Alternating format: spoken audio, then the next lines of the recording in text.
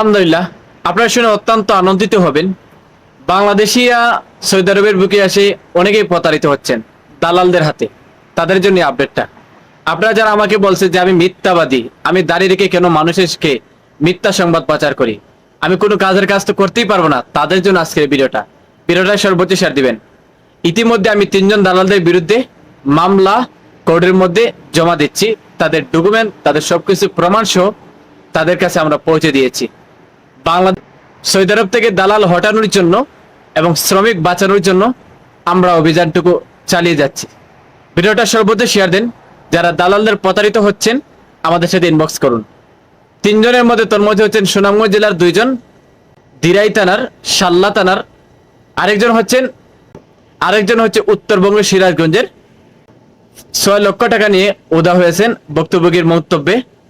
যে 2জন দালাল তারা প্রায় 7-8 লক্ষ টাকা নিয়ে ওদা হচ্ছেন। সম্পূর্ণ ডকুমেন্ট আসার পর আমরা এই অভিযানটুকু বা এই মামলাটুকু আমরা জমা দিচ্ছি। অতি শীঘ্রই আপনারা শুনতে পারবেন এই মামলাটা কার্যকারিত হচ্ছে। আরো যারা এরকম প্রতারিত হচ্ছেন দালালদের সাথে, আমাদের সাথে ইনবক্স করুন, যোগাযোগ করুন। আপনাদেরকে সাহায্য করার একমাত্র মাধ্যম হচ্ছে আমরা প্রবাসীদের সাথে আছি, থাকবো ইনশাআল্লাহ।